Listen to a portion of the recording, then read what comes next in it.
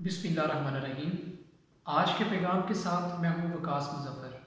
हमारा आज का पैगाम ये है कि ज़िंदगी में इंसान के ऊपर ऐसी आज़माइश भी आ सकती है जब वो अल्लाह ताला की इबादत में मसरूफ़ हो या वो अल्लाह की इबादत की तरफ जा रहा हो और ऐन उसी वक़्त उसको इस बात का इल्म हो कि अल्लाह का कोई बंदा शदीद तकलीफ़ में मुब्तला है।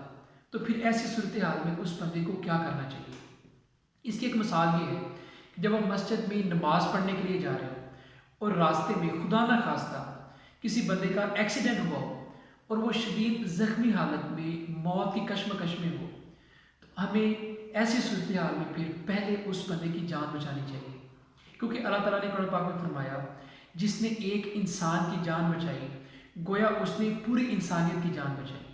तो हमें अल्लाह ताला के इस हुक्म की तामील करते हुए पहले उस बंदे की जान बचानी चाहिए और फिर नमाज़ पढ़नी चाहिए।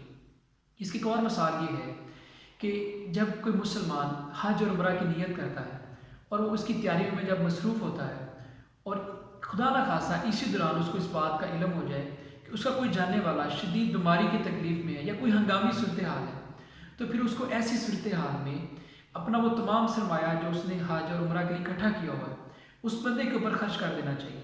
क्योंकि हमारा ईमान है, जब इंसान अल्लाह की राह में खर्च करता है तो ये अल्लाह ताला के साथ की जाने वाली तजारत है जिसमें खसारा नहीं है।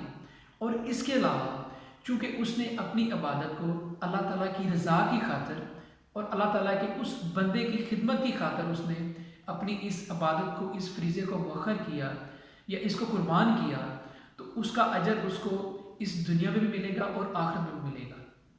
इसके मतलब एक खूबसूरत वाक़या है। रबी बिन सलमान एक बुज़ुर्ग गुज़रे हैं जो अपने काफ़िले के हमरा हज पे रवाना हुए। तो रास्ते में जब उनका काफ़िला कुफा के मकाम पर रुका तो काफ़िले के कुछ लोग शहर की तरफ रवाना हुए, उनमें रबी बिन सलमान भी रवाना हुए। तो रबी बिन सलमान ने रास्ते में ये देखा कि एक औरत मुर्दा खच्चर का गोश्त काट रही है। तो रबी बिन सलमान को ये तजस्सुस हुआ कि शायद ये औरत लोगों को मुर्दा जानवरों का गोश्त खिलाती है। तो उन्होंने ये इरादा किया कि वो इस औरत का पीछा करेंगे और वो देखेंगे कि ये औरत ये गोश्त कहाँ लेके जाती है। तो जब वो उस औरत के पीछे चले तो उन्होंने ये देखा कि वो औरत एक घर में दाखिल हुई और घर में दाखिल होकर उसने अपनी बेटियों को ये आवाज़ लगाई कि ये मैं एक मुर्दा जानवर का गोश्त लेकर आई हूँ, आज हमारे पास खाने के लिए यही है।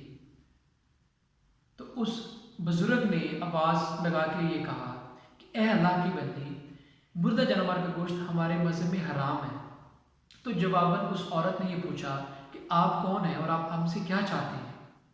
तो रबी बिन सलमान ने ये कहा कि मैं एक मुसाफिर हूँ और मैं हज के लिए रवाना हुआ हूँ और रास्ते में हमारा काफ़िला रुका था, तो मैंने आपको मुर्दा जानवर का गोश्त काटते हुए देखा, तो मुझे तजस्सुस हुआ और मैं आपके पीछे चल पड़ा।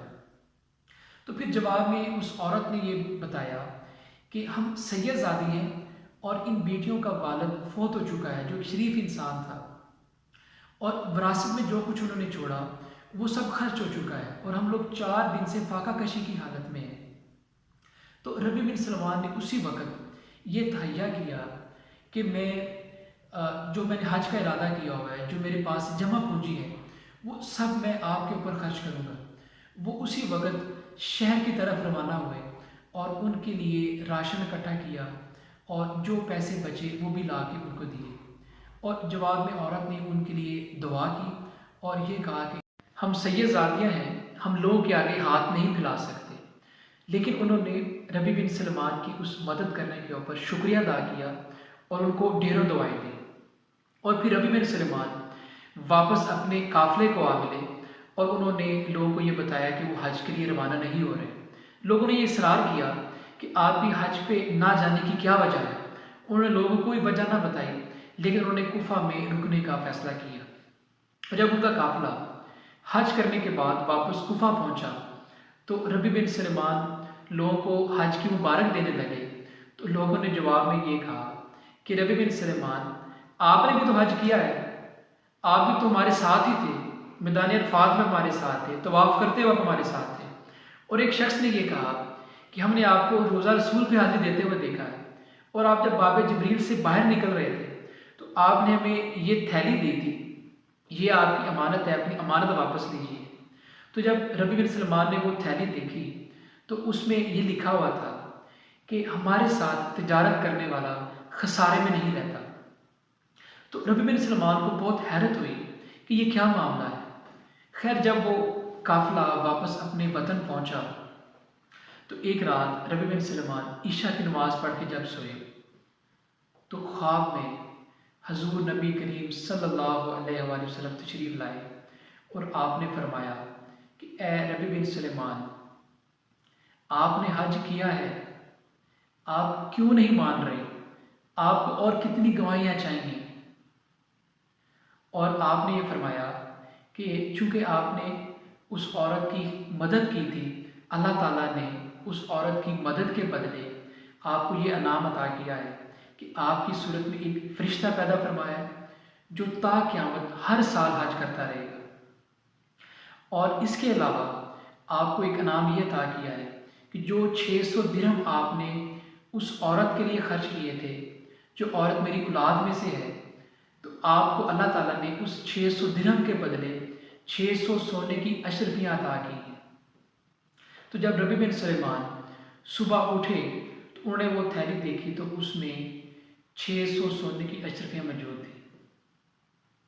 आपको आज की ये वीडियो ज़रूर पसंद आई होगी।